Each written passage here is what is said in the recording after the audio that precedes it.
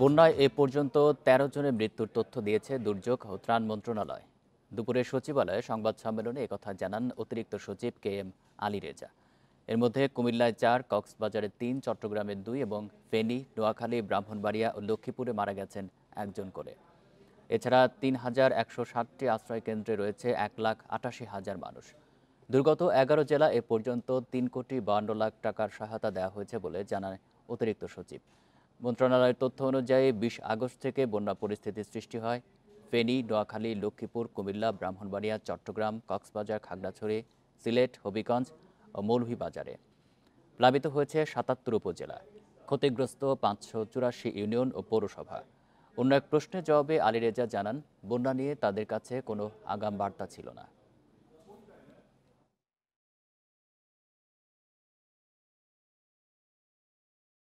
তবে এ পর্যন্ত মৃতের যে আমরা সব তালিকা পেয়েছি, ২ জন মহিলা সহ মোট ১৩ জন। কুমিল্লায় ৪ জন, ফেনীতে ১ জন, চট্টগ্রামে ২ জন, নোয়াখালী ১ জন, ব্রাহ্মণবাড়িয়া ১ জন, লক্ষ্মীপুরে 1 জন এবং কক্সবাজারে ৩ জন। ৩,১৬০টা আশ্রয় কেন্দ্র খোলা হয়েছে। এখানে এই আশ্রয় কেন্দ্রগুলোতে ১,৮৮,৭39 জনের মতো আমরা ইভাকুয়েট করেছি। আর কুমিল্লার বুড়িচংয়ের বুরবুরিয়া এলাকায় ভেসে গেছে গোমতী নদীর বাঁধ। এতে প্লাবিত অন্তত ৪০টি গ্রাম। বেড়িবাঁধের আশপাশে বাসিন্দারা আশ্রয় নিয়েছে উঁচু রাস্তায়। অনেকেই আটকা পড়েছেন প্লাবিত এলাকায়। কুমিল্লায় গোমতী নদীর ভাঙন ছাড়িয়েছে ৩০০ ফুট। তীব্র স্রোত ও ঢলে প্লাবিত হচ্ছে গ্রামের পর গ্রাম। বালুর বস্তা ফেলে চলছে পাড় সামলানোর চেষ্টা। এর মধ্যেই গোমতীর বাঁধ ভেঙে লোকালয়ে ঢুকে পড়ে পানি, আর এতেই তলিয়ে যায় ৪০ গ্রাম। বেড়িবাঁধের আশপাশের বাসিন্দারা আশ্রয় নিয়েছে উঁচু রাস্তায়। সব বাড়িঘর তলায় গেছে, মোট কথা কাল রাইতে তলায় গেছে, কোনো সামান নিয়ে মারিতে পারছে না কেউ। কোনো ভাঙার কোনো আশঙ্কাই ছিল না। হঠাৎ করে এদিকে হঠাৎ করে এলাকাবাসী তারা ঘুমন্ত অবস্থায় প্রায় হঠাৎ করে এদিক দিয়ে ভেঙে যায়। সাজানো সংসার পানিতে তছনছ। এখন মাথা গোজার ঠাঁই নিয়েই দুশ্চিন্তায় দুর্গতরা। প্রয়োজন সুপেয় পানি ও শুকনো খাবার। কিছুই নেই, একটা মাটির ঘর আছে, এদিকে পরিস্থিতি সামাল দিতে আশ্রয় কেন্দ্র খোলার কথা জানিয়েছে প্রশাসন। ওষুধ, বিশুদ্ধ পানি, শুকনো খাবারের চাহিদা দেয়া হয়েছে দুর্যোগ ব্যবস্থাপনা ও ত্রাণ মন্ত্রণালয়ের কার্যালয়ে।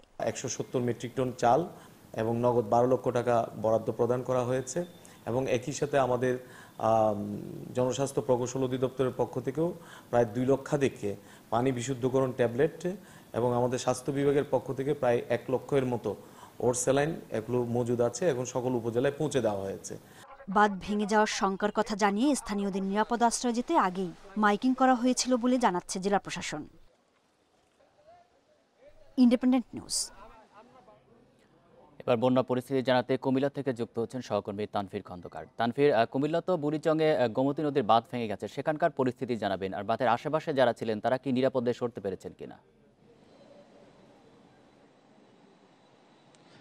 গত মঙ্গলবার থেকেই কিন্তু গোমতী নদীর যে পানির উচ্চতা বৃদ্ধি হয়েছিল, সে সময় থেকে কিন্তু বাঁধের আশেপাশে কিংবা বেড়িবাঁধের ভেতরে যারা বসবাস করেন তাদেরকে সরে যাওয়ার জন্য বারবার প্রশাসন এবং স্বেচ্ছাসেবকরা আহ্বান করে আসছিলেন। অবশেষে কিন্তু গতকাল রাত ১২টার দিকে বুড়িচং উপজেলার বুরবুরিয়া এলাকা দিয়ে বাঁধে ধস হয় এবং এখন বর্তমানে প্রায় ৩০০ ফুটের মতো সেখানে ভাঙন আছে।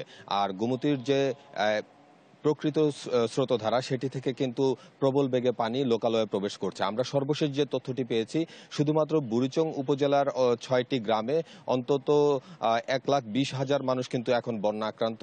৬০,০০০-এর উপরও মানুষ কিন্তু এখন পানিবন্দী অবস্থায় আছে। বিভিন্ন আশ্রয় কেন্দ্রগুলোতে ১৫,০০০-এরও বেশি মানুষ আশ্রয় নিয়েছে। এখন যে অবস্থাটি দাঁড়িয়েছে, যেহেতু গতকাল রাতে সেই এলাকাটি প্লাবিত হয়েছে, এই মুহূর্তে কিন্তু সেখানে শুকনো খাবারের দরকার, খাবার স্যালাইনের প্রয়োজন আছে, কারণ সেখানে যেহেতু নদী ভাঙন হয়েছে জীবাণুর ছড়াছড়ি। অন্যদিকে আমরা কিন্তু প্রশাসনের পক্ষ থেকে জানতে পেরেছি যে আশ্রয় কেন্দ্রগুলোতে কিন্তু খাবার এখনো ঠিকঠাক মতো পৌঁছাতে পারেনি, যে কারণে কিন্তু মানুষ অনেকটা অর্ধাহারে কিংবা অনাহারে আছে। আর অন্যদিকে বলা যায় যে শুধুমাত্র যে বুড়িচং উপজেলা প্লাবিত হবে এমন নয়, গোমতীর এই ভাঙন কিন্তু ব্রাহ্মণপাড়া উপজেলা পর্যন্ত যাবে। অর্থাৎ সব মিলিয়ে বলা যায় যে ৪০টি এর মতো গ্রাম কিন্তু প্লাবিত হয়ে যাবে এই গোমতীর ঢলে।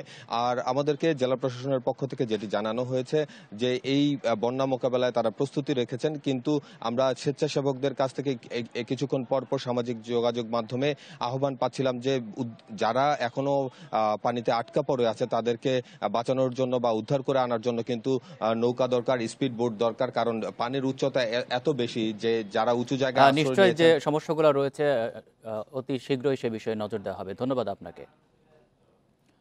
10 জেলায় পানিবন্দী 42 লাখের বেশি মানুষ। বন্যা পরিস্থিতির অবনতি হয়েছে ফেনী, নোয়াখালী ও চট্টগ্রামে। বন্যা কবলিত প্রায় সব এলাকায় বিদ্যুৎহীন। পানি বাড়তে থাকায় ঘরবাড়ি ছেড়ে আশ্রয়কেন্দ্রে ছুটছেন দুর্গতরা। ভারী বৃষ্টি ও উজানের ঢলে ফেনীর বন্যা পরিস্থিতি ভয়াবহ আকার ধারণ করেছে।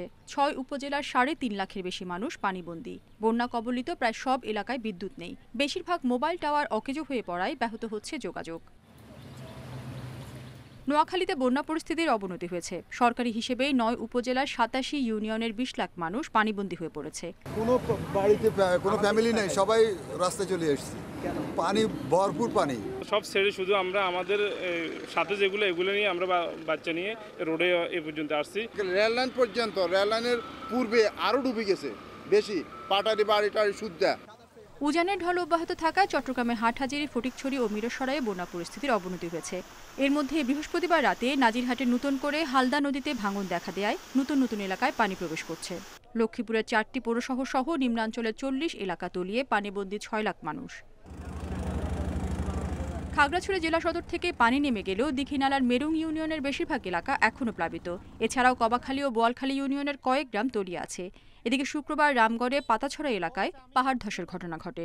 এখান থেকে আমাদেরকে রেড ক্রিসেন্ট সোসাইটির মেয়েরা ছেলেরা উদ্ধার করছে। আমরা গেছিলাম, অনেক দূরে দূরে ছিলাম। এখন পানি কমে যাওয়াতে আমরা আসছি এলাকায়। খুবই কষ্ট। এখন হাঁস পুরা মুরগি ছিল, এগুলো মারা গেছে। মৌলভীবাজারের রাজানগর ও কুলাউড়া উপজেলায় 2 শতাধিক গ্রাম প্লাবিত হয়ে দুদিন ধরে পানিবন্দী 2 লক্ষাধিক মানুষ। এদিকে মনু নদের বাঁধে কয়েক স্থানে ভাঙনে প্লাবিত হচ্ছে নতুন নতুন এলাকা। রাজনগরে নরমালি বন্যা হয় না, যেহেতু আমাদের এই ধরনের মানুষের অভিজ্ঞতা নাই, এই কারণে ক্ষয়ক্ষতিটা বেশি হচ্ছে। হবিগঞ্জে খোয়াই নদীর পানি হাওর হয়ে লোকালয়ে প্রবেশ করায় সদর, শায়েস্তাগঞ্জ ও চুনারুঘাট উপজেলার 10,000-এর বেশি মানুষ পানিবন্দী। রেশমি নন্দী, ইন্ডিপেন্ডেন্ট নিউজ। এবার নোয়াখালীর বন্যা পরিস্থিতি জানবো। সেখান থেকে যুক্ত আছেন সহকর্মী আবু নাসের। নাসের, নোয়াখালীর এই মুহূর্তের পরিস্থিতি জানাবেন। 87টি ইউনিয়নে 20 লাখ মানুষ পানিবন্দী রয়েছে। তাদের কি পরিস্থিতি? পানি এখনো বাড়ছে কিনা? নোয়াখালীর বন্যা পরিস্থিতির কোনো উন্নতির কোনো খবর আমাদের কাছে নেই এবং স্থানীয় বাসিন্দারাও এই বিষয়ে নিশ্চিত কিছু জানতে পারছেন না। মানুষের মধ্যে উদ্বেগ উৎকণ্ঠা রয়েছে এবং স্থানীয় বাসিন্দাদের মত হচ্ছে পানির উচ্চতা বাড়ছে, এ কারণে ক্রমেই আশ্রয় কেন্দ্রগুলোতে লোকের ভিড় বাড়ছে এবং প্রতিটি আশ্রয় কেন্দ্র অর্থাৎ অস্থায়ী আশ্রয় কেন্দ্র যেগুলো খোলা হয়েছে জেলা শহর থেকে শুরু করে বিভিন্ন উপজেলায়, প্রত্যেকটি আশ্রয় কেন্দ্রে তিল ধারণের জায়গা নেই। নারী, পুরুষ, শিশু, বৃদ্ধ, প্রতিবন্ধী এবং অসুস্থ মানুষের ভিড় ক্রমেই বাড়ছে। কেউ ফ্লোরে থাকছে, কেউ শিক্ষা প্রতিষ্ঠানের বেঞ্চের উপর থাকছে, কেউ বা দাঁড়িয়েও দিন রাত পার করছে এবং চরম উদ্বেগ উৎকণ্ঠা কাজ করছে। যারা আশ্রয় কেন্দ্রগুলোতে ছুটে আসছেন তারা বলছেন যে শেষ সম্বলটুকু নিয়ে তারা কোন রকমে জীবন রক্ষার জন্য তারা আসলে আশ্রয় কেন্দ্রগুলোতে ঠাঁই নিয়েছেন। এবং এখন এই শহরের রাস্তার এই পরিস্থিতি, একদম শহরের প্রাণকেন্দ্রের সড়কটির এই অবস্থা। গ্রামের প্রতিটি সড়ক, প্রতিটি বাড়ি ঘর, দোকানপাট, ফসলি জমি সব আসলে পানির নিচে তলিয়ে গেছে। এতটাই পানির নিচে তলিয়ে গেছে যে পানিবন্দী মানুষ এখন রীতিমতো নৌকা ছাড়া আর আশ্রয় কেন্দ্রে আসতেই পারছে না। প্রতিটি সড়কে একেবারে পিচঢালা সড়কের উপর গ্রামের দিকে নৌকা চলছে এবং নৌকায় করে আশ্রয় কেন্দ্রে মানুষদেরকে আসতে হচ্ছে। এবং আশ্রয় কেন্দ্রে আসা লোকজন শুধু তাদের জামা কাপড়গুলো নিয়ে আসছে, ওষুধও নিয়ে আসতে পারছে না। এখানে নারী, শিশু, বৃদ্ধ যারা রয়েছে তাদের জন্য শ্রেণীভেদে যদি পর্যাপ্ত খাদ্য সামগ্রীর ব্যবস্থা না করা হয়, ওষুধের ব্যবস্থা না করা হয়, তাহলে মানবিক ভয়াবহ বন্যা পরিস্থিতি দেখা দিয়েছে। সেখানকার অবস্থা আরো খারাপ। সেখানকার কোনো খবর আপনার কাছে আছে কিনা? কি পরিস্থিতি সেখানে? ফেনীর পরিস্থিতি একটু জানাবেন। সেখানের অবস্থা তো আরো খারাপ। সেখানকার কোনো খবর আপনার কাছে রয়েছে কিনা? ফেনীর পরিস্থিতি নিয়ে একটু আগে আমার সাথে এক সরকারি কর্মকর্তার কথা হয়েছে মাত্র 10 মিনিট আগে। তিনি চরম উদ্বেগ উৎকণ্ঠার মধ্যে রয়েছেন। তার বাবা মা পুরো পরিবারের সদস্যরা কাল বিকেল পর্যন্ত তাদের সাথে কথা হয়েছিল। এরপর থেকে রাত থেকে তাদের সাথে কোনো যোগাযোগ নেই। তিনি জানিয়েছেন যে ঘরের চালা উপরে পানি উঠে গেছে এবং সেখানে তারা চেষ্টা করেছিল যে মাইজদির দিকে আসার জন্য, কিন্তু এতই ভয়াবহ অবস্থা, ওখান থেকে উদ্ধার হয়ে তারা গাড়ি পর্যন্ত আসার সুযোগ পায়নি। এবং আমার আরো কয়েকজন স্বজনের সাথে কথা হয়েছে এবং তারা বলছেন যে অনেকেই পানিবন্দী হয়ে আছে, স্পিড বোট ছাড়া তাদেরকে উদ্ধার করা সম্ভব হবে না এবং অনেকেই উঁচু ভবনের উপরে অবস্থান নিচ্ছেন, সেখান থেকে ফোন করবেন সেই সুযোগও নেই। বিদ্যুৎ বিচ্ছিন্ন ফেনী নোয়াখালী 2 জায়গাতেই। সব মিলিয়ে এক চরম মানবিক বিপর্যয় দেখা দিয়েছে। এসব এলাকাতে বিদ্যুৎ নেই, খাবার পানি নেই, বিশুদ্ধ মোবাইলে নেটওয়ার্ক নেই এবং আশ্রয় কেন্দ্রগুলোতে গাদাগাদি করে লোকের বসবাস। এই হচ্ছে আমার কাছে সেখানকার উদ্ধার তৎপরতা ঠিক মতো চালানো যাচ্ছে কিনা, সেনাবাহিনী সেখানে সঠিকভাবে কাজ করছে কিনা, আর যারা স্বেচ্ছাসেবী রয়েছেন তারা কিভাবে কাজ করছেন? ফেনীতে গত 2 দিন থেকে সেনাবাহিনী কাজ করছে আমরা জানতে পেরেছি। পাশাপাশি চাঁদপুর থেকে একটি টিম স্পিড বোট নিয়ে সেখানে অবস্থান করছে এবং তারাও স্পিড বোটের মাধ্যমে যারা আটকা পড়া লোকজন রয়েছে, পানিবন্দী হয়ে আছে, তাদেরকে উদ্ধারের জন্য যথাসাধ্য চেষ্টা করছেন। সবচাইতে নাজুক অবস্থা হচ্ছে যে বিদ্যুৎ না থাকার কারণে এবং মুঠোফোনের নেটওয়ার্ক না থাকার কারণে গণমাধ্যম কর্মীদের সাথেও কেউ কারো সাথে যোগাযোগ করতে পারছে না এবং বার্তাটা আদান প্রদান করা না যাওয়াতে পরিস্থিতি আসলে কতটা ভয়াবহ হয়েছে সেটি এখনই নিশ্চিত হয়ে বলা যাচ্ছে না। তবে এইটুকু আঁচ করা যাচ্ছে যে মানুষ কেউ কারো সাথে যোগাযোগ করতে পারছে না বিদায় ধারণা করা হচ্ছে অনেকে আটকা পড়েছে এবং তারা আসলে কিভাবে উদ্ধার হবে। যদি যোগাযোগটা অন্তত মোবাইলে করা যেত তাহলে হয়তো বা উদ্ধারের প্রক্রিয়াটা ঠিক করা যেত। এখন আসলে এই আটকা পড়া লোকজনকে খুঁজে খুঁজে বের করার জন্য সেনাবাহিনীর পাশাপাশি রেড ক্রিসেন্ট সহ বিভিন্ন স্বেচ্ছাসেবী সংগঠন কাজ করছে। বৈষম্য বিরোধী ছাত্র আন্দোলনের কর্মীরা মাঠ পর্যায়ে কাজ করছে। বিএনপি এবং জামায়াতে ইসলামের শীর্ষ নেতা কর্মীরাও কিন্তু সব পক্ষ থেকে সেখানে উদ্ধার তৎপরতা চালানো হচ্ছে। ধন্যবাদ আপনাকে। নোয়াখালী থেকে জানাচ্ছিলেন আবু নাসের। উজানে ভারী বৃষ্টি কমে আসায় ঢলের পানি কমতে শুরু করেছে। আগামী 48 ঘন্টায় দক্ষিণ পূর্বাঞ্চলের বন্যা পরিস্থিতি স্বাভাবিক হবে বলে পূর্বাভাস দিয়েছে বন্যা পূর্বাভাস ও সতর্কীকরণ কেন্দ্র। ভারতের ত্রিপুরা অংশে গোমতী নদীর পানি কমতে শুরু করেছে। ধীর গতিতে উন্নতি হচ্ছে বন্যা পরিস্থিতি। রোববার নাগাদ ফেনী গোমতী নদীর পানি বিপদসীমার নিচে নেমে আসার সম্ভাবনা আছে। এদিকে সোমবার পর্যন্ত সারা দেশে বিক্ষিপ্তভাবে ভারী বৃষ্টির পূর্বাভাস দিয়েছে আবহাওয়া অধিদপ্তর। তবে ফেনী, নোয়াখালী, কুমিল্লা, চট্টগ্রাম, খাগড়াছড়ি, রাঙ্গামাটি, কক্সবাজারে শুক্রবার কম বৃষ্টি হলেও শনিবার থেকে ভারী বৃষ্টির আশঙ্কা আছে। 72 ঘন্টার পূর্বাভাস বলছে দেশের দক্ষিণ পূর্বাঞ্চল সহ রংপুর, রাজশাহী, ঢাকা, বরিশাল, সিলেটের অধিকাংশ জায়গায় ভারী বৃষ্টির আশঙ্কা রয়েছে। গত 24 ঘন্টায় দেশের সর্বোচ্চ বৃষ্টি হয়েছে কক্সবাজারে 151 মিলিমিটার।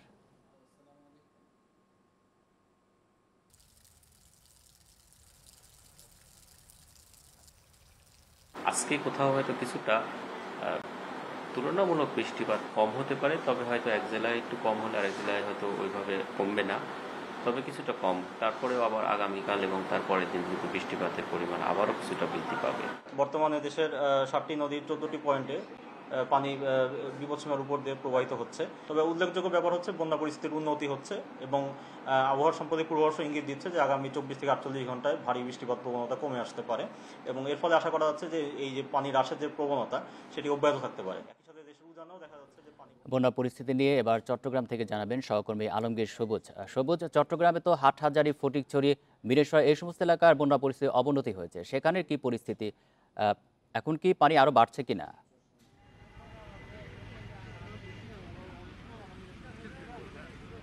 সকাল থেকে আসলে চট্টগ্রামে বৃষ্টি নেই, ফলে যে গত রাতে আসলে পানি বেড়েছিল, কিন্তু বৃষ্টি না থাকার কারণে আমরা এখন এখানে এসে দেখছি পানি কিছুটা নামতে শুরু করেছে। যারা সংশ্লিষ্ট আছে তারা বলছেন সকাল থেকে যেহেতু বৃষ্টি নেই, পানি কিছুটা কমেছে।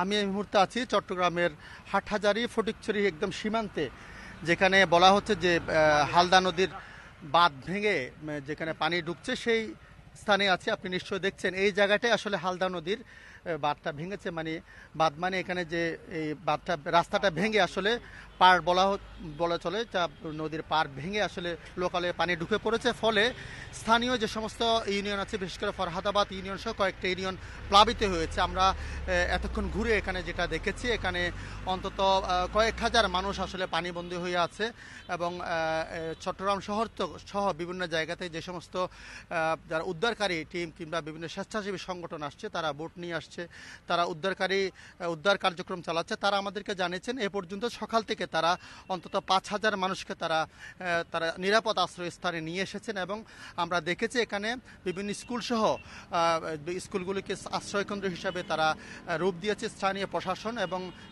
প্রশাসন বলছে 20টা তাদের নিয়মিত আশ্রয়কেন্দ্র ছাড়াও বিভিন্ন স্কুল কলেজে মানুষকে নিয়ে আসা হয়েছে। আমরা একটু আগে একটা আশ্রয়কেন্দ্রে গিয়েছি যেটা ফরহাদাবাদ স্কুল, সেখানে সহস্রাধিক মানুষ আশ্রয় নিয়েছে। বিশেষ করে এখানে যে একটা শিশু সদন আছে, শেখ রাসেল শিশু সদন এবং কিশোর অপরাধ সংশোধন কেন্দ্র আছে, তাদেরকেও সেখানে নিয়ে আশ্রয় দেওয়া হয়েছে এবং উপজেলা কর্মকর্তা যিনি আছেন নির্বাহী কর্মকর্তা, তিনি বলেছেন পুরো 2টা উপজেলায় প্রায় 80,000-এর বেশি মানুষ প্লাবিত হয়ে আছেন, তাদের ঘরবাড়ি মোটামুটি তারা প্লাবিত হয়েছে।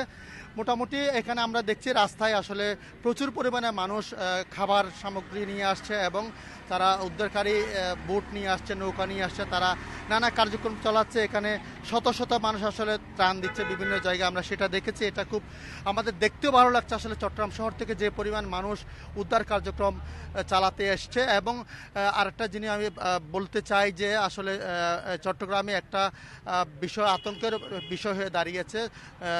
কাপ্তাই জলবিদ্যুৎ কেন্দ্রের পানি ছাড়া হবে এই ধরনের একটা আতঙ্ক ছড়িয়ে পড়েছে বিভিন্ন জায়গায়, বিশেষ করে ফেসবুক সহ নানা মাধ্যমে সেই খবরটা প্রচারিত হচ্ছে। এর কারণে মানুষের মধ্যে আতঙ্ক ছড়িয়ে পড়েছে।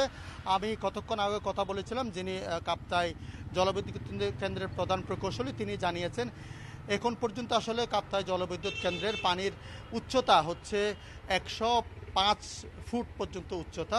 সাধারণত এখানে 9 থেকে 10 ফুট উচ্চতা হলে পানি ছাড়ে, কিন্তু সেই হিসেবে যদি পানির আরও উচ্চতা বাড়ে তাহলে আরও অন্তত একদিনের বেশি লাগবে।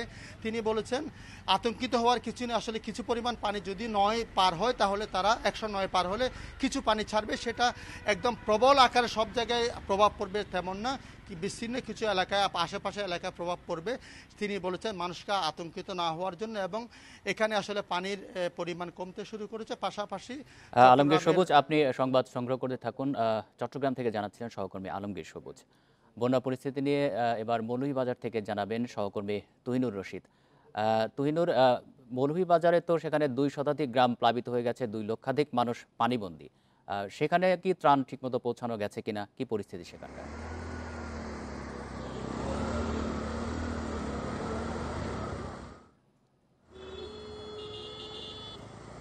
তুহিন, মৌলভীবাজারের পরিস্থিতি জানাবেন। সেখানে তো অনেক মানুষই পানিবন্দী হয়ে রয়েছে, সেখানে ত্রাণ সহায়তা ঠিকমতো পৌঁছানো গেছে কিনা?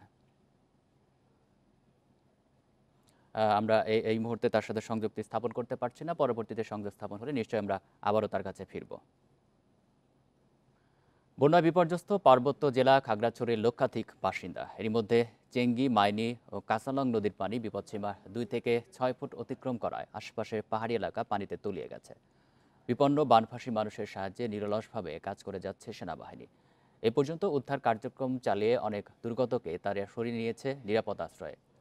আশ্রয় কেন্দ্রগুলোতে রান্না করা খাবার দেওয়ার পাশাপাশি দুর্গম এলাকায় শুকনো খাবার, মোমবাতি, দিয়াশলাই, স্যালাইন সহ প্রয়োজনীয় সামগ্রী পৌঁছে দেওয়া হচ্ছে। সেনা কর্তৃপক্ষ জানিয়েছে বন্যা পরিস্থিতি স্বাভাবিক না হওয়া পর্যন্ত তাদের উদ্ধার, ত্রাণ ও চিকিৎসা কার্যক্রম চলবে।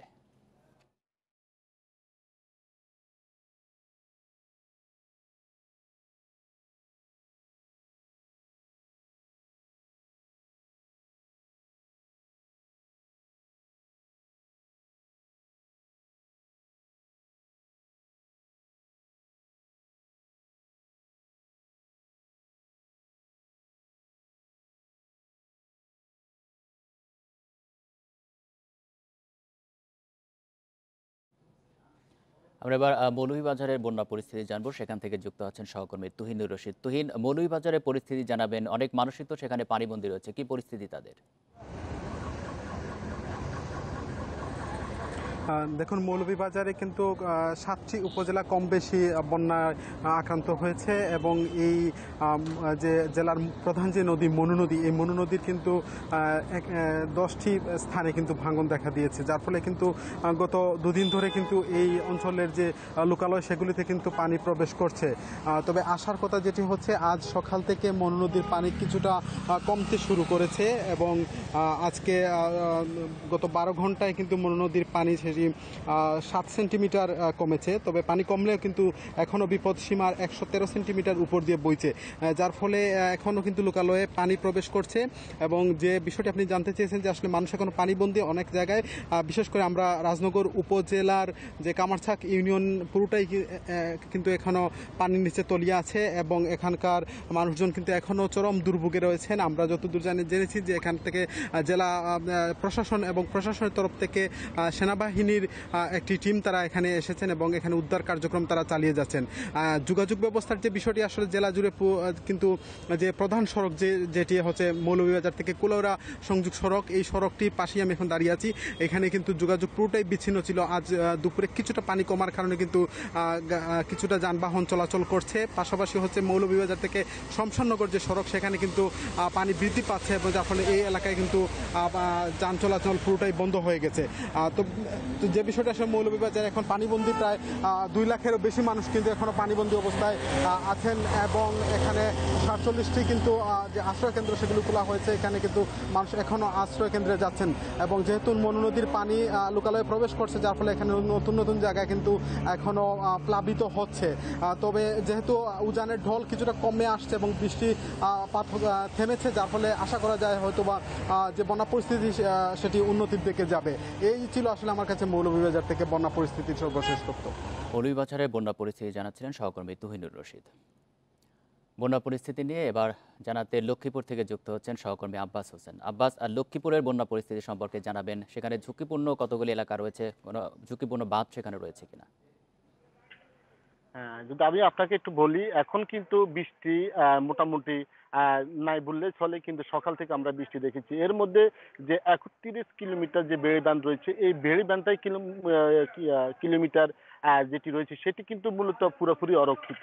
অর্থাৎ এই যে 3100 কোটি টাকার যে প্রকল্পের কাজ চলছে সেটি কিন্তু এখন বন্ধ রয়েছে। বন্ধ থাকার কারণে মূলত যে পানি, যে মেঘনা পানি বাড়ার সাথে সাথে কিন্তু লোকালয়ে কিন্তু পানি ঢুকতে শুরু করেছে। যদি এর বাইরে কিন্তু আমরা দেখেছি লক্ষ্মীপুরের রামগতি এবং কমলনগরের যে উপজেলাগুলো রয়েছে, বিশেষ করে রামগতি এবং কমলনগর আর রায়পুর এবং সদরের নিম্নাঞ্চলে প্রায় 40টি এলাকায় কিন্তু এখনো পানির নিচে রয়েছে। এর বাইরে কিন্তু লক্ষ্মীপুর সদর উপজেলা এবং রায়পুর সহ যে অন্যান্য যে পৌরসভা রয়েছে, 4টি পৌরসভা, এই পৌরসভায় কিন্তু বেশিরভাগ সড়ক এবং বাসা বাড়িতে কিন্তু এখন হাঁটু পরিমাণ পানি রয়েছে, অর্থাৎ খাওয়া দাওয়া সব মানে বন্ধ হওয়ার পথে। এর বাইরে কিন্তু আমরা যেটি দেখেছি, গ্যাস সংকট রয়েছে। গ্যাস না থাকার কারণে অনেকে কিন্তু রান্না বাড়া করতে পারছে না। আর রামগঞ্জে কিন্তু আমরা কিছুক্ষণ আগে যেটি খবর পেয়েছি যে একজন যুবক মারা গেছে পানিতে ডুবে, এমনটি শুনেছি। এর বাইরে সকাল থেকে লক্ষ্মীপুরে যে বিভিন্ন সুতারগুপ্তা, ভবানীগঞ্জ, কুশাখালী এবং মান্দারী, চন্দ্রগঞ্জ সহ বিভিন্ন স্থানে ত্রাণ সামগ্রী বিতরণ করা হয়েছে বিএনপির পক্ষ থেকে। সেখানে কিন্তু শহীদউদ্দিন চৌধুরী একটি অভিযোগ করে বলেছেন যে ভারত সরকার শত্রুতামূলক যে এবং ষড়যন্ত্র করে কিন্তু বাঁধ কেটে দেওয়ার কারণে এই বাংলাদেশের অবস্থা, এটার জন্য তাদেরকে কিন্তু জবাব দিতে হবে এবং এই দায় কোনোভাবে ভারত এড়াতে পারে না বলেও তিনি অভিযোগ করেছেন। এর বাইরে কিন্তু জেলা প্রশাসনের পক্ষ থেকে যেটি জানানো হয়েছে, এখন পর্যন্ত 576 মেট্রিক টন চাল বরাদ্দ দেওয়া হয়েছে। নগদ 10,76,000 টাকা দিয়েছে। এছাড়াও কিন্তু যে শুকনো খাবার সেটি প্রত্যেকটি উপজেলায় এবং পৌরসভার যে বিভিন্ন ওয়ার্ডে রয়েছে সেখানে কিন্তু সেগুলো বিতরণ করছেন বিভিন্ন যে স্বেচ্ছাসেবী সংগঠনের পক্ষ থেকে। তো আসলে আমরা যত দিন যাচ্ছে পানি কিন্তু আমরা দেখেছি পানি কিন্তু বাড়ছে, লোকালয়ে পানি ঢুকছে। পানি এখন পর্যন্ত বাসা বাড়ি এবং সকল রাস্তাঘাট কিন্তু পানির নিচে কিন্তু নিমজ্জিত হয়ে রয়েছে। তো আসলে এই ছিল আমার কাছে সর্বশেষ তথ্য। লক্ষ্মীপুর থেকে জানাচ্ছেন সহকর্মী আব্বাস হোসেন। এবার আমরা কক্সবাজারের পরিস্থিতি জানবো, সেখান থেকে যুক্ত আছেন সহকর্মী তৌফিকুল ইসলাম। তৌফিকুল, কক্সবাজারে কি পরিস্থিতি? একজন নিহতের খবর আমরা পেয়েছি, সেখানে বন্যা পরিস্থিতি এখন আস্তে আস্তে উন্নতি হচ্ছে কিনা?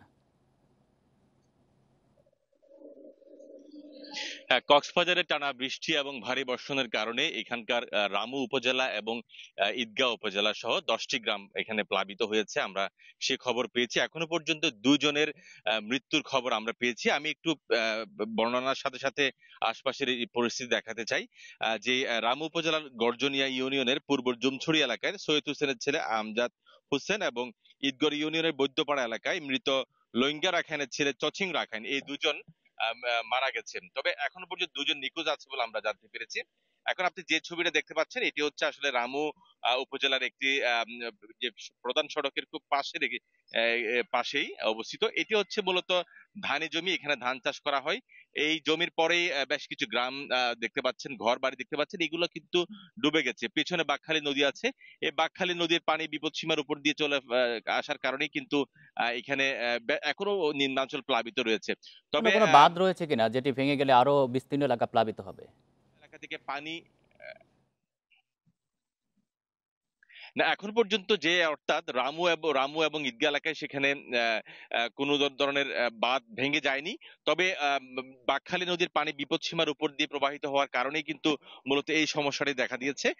বিভিন্ন গ্রাম প্লাবিত হয়েছে এবং এখন পর্যন্ত অধিকাংশ গ্রাম থেকে পানি চলে যাচ্ছে। এখানকার একটু আগে স্থানীয় মানুষের সাথে কথা বলেছি, তারা বলছেন পিছনে যে পানি জমে আছে এই রাস্তার নিচ দিয়ে যদি একটা কালভার্ট দেওয়া হয় তাহলে এই পানি সরাসরি কিন্তু অন্য জায়গায় চলে যেতে পারবে, এরকমই এখানকার মানুষের দাবি করছেন। কক্সবাজার থেকে জানাচ্ছেন সহকর্মী তৌফিকুল ইসলাম। কয়েকদিনের ভারী বৃষ্টিতে চাঁদপুরে ফেসে গেছে শত কোটি টাকার মাছ। ব্যাপক ক্ষতির মুখে পড়েছেন মৎস্য চাষিরা। পুকুর জলাশয়ে জাল দিয়ে ঘিরেও মাছ রক্ষা করতে পারছেন না তারা। মৎস্য বিভাগ বলছে ক্ষতিগ্রস্তদের সহায়তায় তালিকা করে ঊর্ধ্বতন কর্তৃপক্ষের কাছে পাঠানো হবে। 2004 সালের পর এত পানি দেখেননি চাঁদপুরবাসী। ভারী বৃষ্টিতে রাস্তাঘাট ঘরবাড়ির পাশাপাশি ব্যাপক ক্ষতি হয়েছে মাছ চাষিদের। জেলার 8 উপজেলার মধ্যে ফরিদগঞ্জ, হাজীগঞ্জ, শাহরাস্তি ও সদর উপজেলায় 20,000 পুকুর ও শতাধিক ঘেরের মাছ ভেসে গেছে। বেশি ক্ষতি হয়েছে ফরিদগঞ্জে। এই উপজেলার 35টি মাছের ঘের ভেসে গেছে। মৎস্য চাষিদের দাবি, ভারী বর্ষণ ও জোয়ারের কারণে ভেসে গেছে সব মাছ। শত শত কোটি টাকার মাছ এই প্লাবিত হইয়া নদী চলে গেছে, কিন্তু কিছুই করা আমাদের নাই। আমরা প্রায় কয়েক লক্ষ টাকা খরচ করে নেট দিছি, এই নেট দিয়ে কোনো কাজে হয় নাই। প্রায় 15-20 কোটি টাকার মতো মাছ আর কি আমরা প্রত্যেক বছরে 20 কোটি টাকার মতো মাছ উৎপাদন করি আর কি। 4টা প্রজেক্ট আছে, 4টাই ভাইসা চলে গেছে। ঘের ও পুকুরের মাছ রক্ষায় পরামর্শ দেওয়ার পাশাপাশি ক্ষতিগ্রস্তদের তালিকা ও ক্ষতির পরিমাণ নির্ণয়ে কাজ চলছে বলে জানিয়েছেন উপজেলা মৎস্য কর্মকর্তা। ফার্মারদের ভিতরে তারা যে প্রত্যেকটা ঘেরের পাড়ে নেট দিয়ে কেউ কেউ ব্যবস্থা করছে, আংশিক কিছু ক্ষয়ক্ষতি হয়েছে। আমরা এগুলা ঊর্ধ্বতন কর্তৃপক্ষ বরাবরে তথ্য প্রেরণ করতেছি। জেলায় প্রায় 41,720টি পুকুর ও মাছের ঘের আছে। এর সাথে জড়িত 31,015 জন খামারি। Independent news. ভারতের ত্রিপুরায় ভয়াবহ বন্যায় মৃত্যু বেড়ে 20 জনে দাঁড়িয়েছে। এর মধ্যে ভূমিধসে 2 পরিবারের 7 জন প্রাণ হারিয়েছে। ক্ষতিগ্রস্ত রাজ্যের 17 লাখ বাসিন্দা। ত্রিপুরায় শুক্রবারও ভারী বৃষ্টির পূর্বাভাস দিয়েছে ভারতের আবহাওয়া বিভাগ। রাজ্যের 8 জেলায় রেড অ্যালার্ট জারি অব্যাহত রয়েছে। এছাড়া 4 দিনে ভারী বর্ষণে বৃহস্পতিবারও বন্যা পরিস্থিতির অবনতি হয়। সবচেয়ে ক্ষতিগ্রস্ত অঞ্চল গোমতী, দক্ষিণ ও পশ্চিম ত্রিপুরা। নিরাপদ স্থানে সরিয়ে নেওয়া হয়েছে প্রায় 65,000 বাসিন্দাকে। বন্যা কবলিত এলাকায় সহায়তা কার্যক্রম ত্বরান্বিত করতে বিমান বাহিনী মোতায়েন করা হয়েছে। তাছাড়া সহায়তা কার্যক্রমে যোগ দিয়েছে ন্যাশনাল ডিজাস্টার রেসপন্স ফোর্সের আরও কয়েকটি ইউনিট।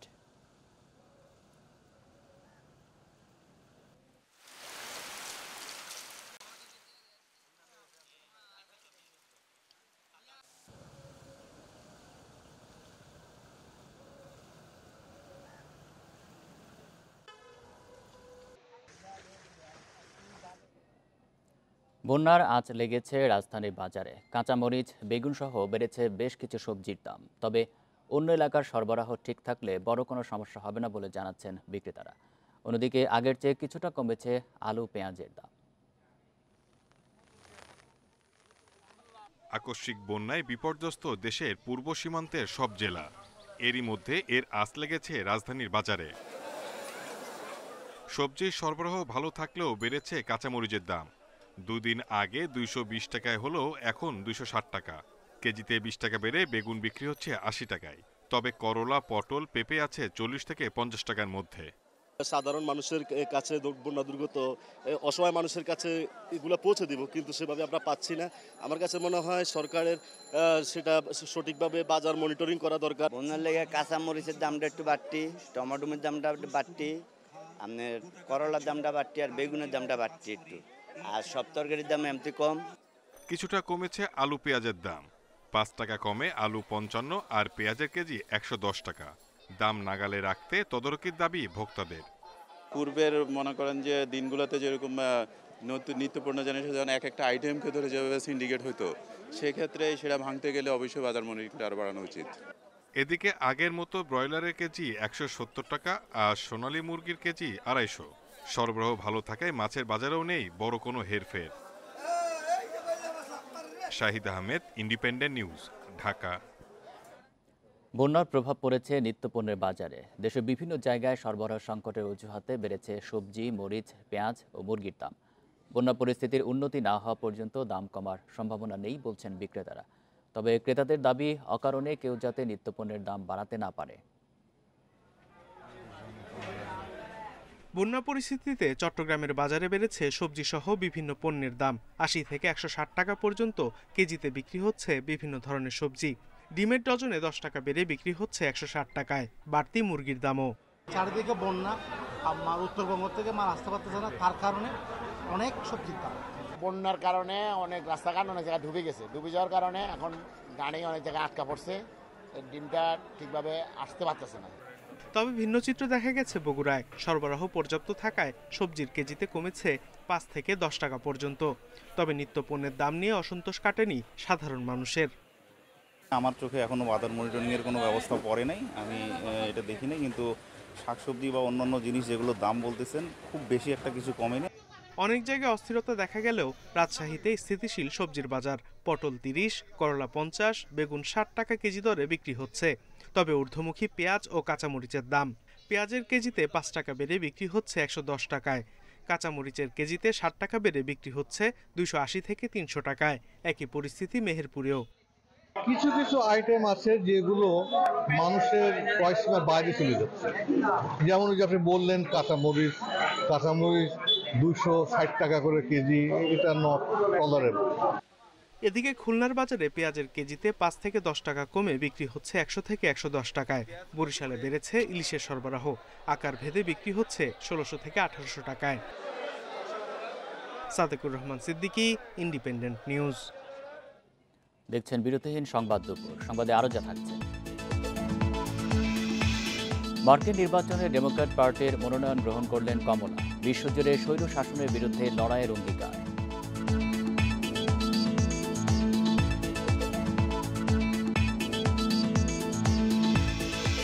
রাওয়ালপিন্ডি টেস্টের তৃতীয় দিনে টাইগারদের ধীর গতির ব্যাটিং। জাকির ও শান্তকে ফিরিয়ে চাপ বাড়িয়েছে পাকিস্তান।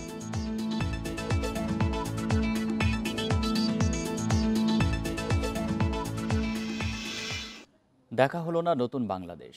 কেউ দৃষ্টি হারিয়েছেন পুরোপুরি, কেউ দেখছেন ঝাপসা। এই অবস্থা 520 জনের। চোখের আলো বিকিয়ে তারা কিনেছেন দেশের মুক্তি। জাতীয় চক্ষু বিজ্ঞান ইনস্টিটিউটে চিকিৎসা নেওয়া এইসব মানুষের চোখে গুলি লাগে ছাত্র জনতার আন্দোলনে।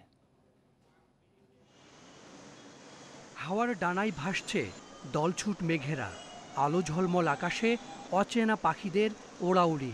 হাসপাতালের বারান্দায় দাঁড়িয়ে মায়াময় এক পৃথিবীকেই যেন খুঁজে ফিরছেন গুলিতে চোখ হারানো হাসিবুন নবী। খুব ইচ্ছা করে আবার সেই আগের মতো আমি আমার চোখ দিয়ে আমি দুনিয়ার আলোকে দেখব, প্রকৃতি দেখব, আমি আমার কাজে ফিরব, আমার সন্তানের দায়িত্ব নিব। একই গল্প 20 বছরের অনিকেরও। দুর্বৃত্তের গুলি কেড়ে নিয়েছে 2 চোখের আলো। মায়ের মুখটি খুব দেখতে ইচ্ছে করে অনিকের। দুনিয়াটা দেখতে, দুনিয়া আলোটা দেখতে পারি, বা সবার সাথে হাঁটাচলা করে নিজের কর্ম করে খাইতে পারি, এইভাবে একটা ব্যবস্থা যেতে হয়তো, বা চোখের একটা চোখ ভালো হলে হয়তো। 17 জুলাই থেকে 21 আগস্ট পর্যন্ত চোখে গুলি নিয়ে জাতীয় চক্ষু বিজ্ঞান ইনস্টিটিউটে আসেন 802 জন। ভর্তি হতে হয় 579 জনকে। এর মধ্যে 30 জনই হারিয়েছেন 2 চোখের আলো, আর 1 চোখ হারিয়েছেন 490 জন। আমার ছেলের মুখ ঠিকভাবে দেখতে পাই না, তাই বাবা বাবা করে ডাকে, তাকে আমি দেখতে পাচ্ছি না। এটা মনে হতে খুব দুঃখ অনুভব করি। ভিতর থেকে একটা খারাপ লাগতেছে, কিন্তু আবার একটা ভালো লাগতেছে যে মনে যে আপনার এই যে আয়নাগরের যে কাহিনীগুলো শুনলাম, তো ওনারা 5 বছর 7 বছর সহ্য করতে পারছে। সো আমাদের জন্য অথবা আমাদের মানে আমাদের কারণে এতগুলো মানুষ মুক্তি পেল, ইভেন আপনার পুরো দেশ মুক্তি পেল, সেটা ভেবে আরো বেশি আনন্দ হয়। চিকিৎসক বলছেন এসব রোগীর চোখ মারাত্মকভাবে ক্ষতিগ্রস্ত। হঠাৎ চোখ হারিয়ে মানসিকভাবেও বেশ বিপর্যস্ত তারা। দৃষ্টি ফিরে পেতে অসহায় আকুতি তাদের। যখন বুলেটটা ঢোকে তখন খুব স্পিডে ঢোকে এবং খুব টেম্পারেচার খুব বেশি থাকে, যার জন্য এই দুটো কারণে, একটা হলো টেম্পারেচারের কারণে আর একটা হলো স্পিডের কারণে যখন যায় সেটা ধ্বংস হয়ে যায় আশেপাশের জিনিসগুলো। যেটা ধ্বংস হয়ে যায়, চোখের এমন একটা স্ট্রাকচার, একটা ধ্বংস হয়ে গেলে সেটা রিপেয়ার করা যায় না, শুধুমাত্র কর্নিয়া ছাড়া। চোখ হারানো এসব মানুষকে বিনামূল্যে চিকিৎসা দিচ্ছে জাতীয় চক্ষু বিজ্ঞান institute. Hasan Misbah, independent News, Dhaka. রাজধানী আদাবরে গার্মেন্টস কর্মী রুবেল হত্যা মামলায় শেখ হাসিনার সঙ্গে আসামি হলেন সাকিব আল হাসান। থানায় মামলাটি করেন রুবেলের বাবা রফিকুল ইসলাম। তারা ছাড়াও এই মামলায় আসামি করা হয়েছে আওয়ামী লীগ সাধারণ সম্পাদক ওবায়দুল কাদের, বিসিবির সাবেক সভাপতি নাজমুল হাসান পাপন, চিত্রনায়ক ফেরদৌস, ব্যারিস্টার সুমন সহ 154 জনকে। এজাহারে বলা হয়েছে 5 আগস্ট মোহাম্মদপুরের রিং রোডে প্রতিবাদী মিছিলে যান রুবেল। এ সময় আসামিদের প্রত্যক্ষ পরোক্ষ নির্দেশ প্ররোচনায় মিছিলে গুলি ছোড়া হয়েছে। এতে বুকে ও পেটে গুলিবিদ্ধ রুবেল হাসপাতালে মারা যান 7 আগস্ট।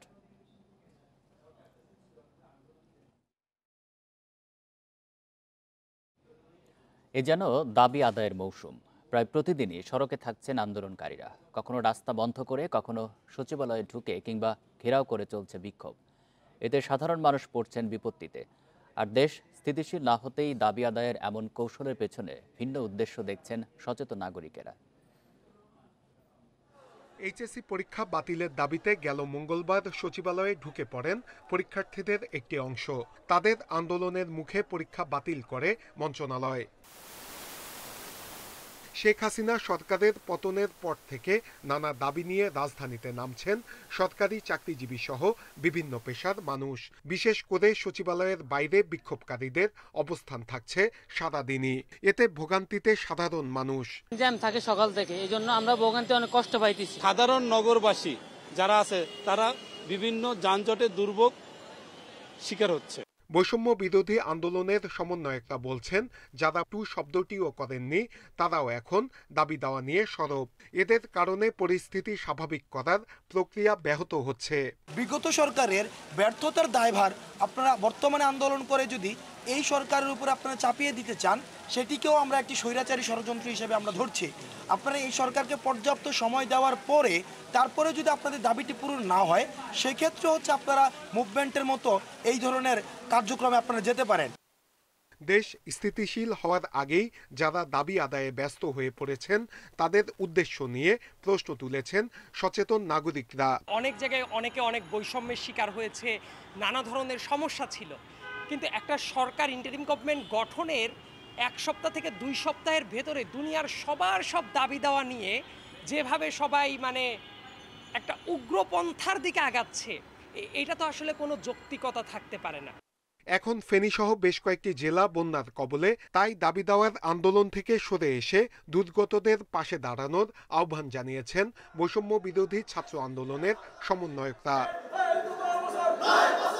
নূরে আলম, ইন্ডিপেন্ডেন্ট নিউজ, ঢাকা।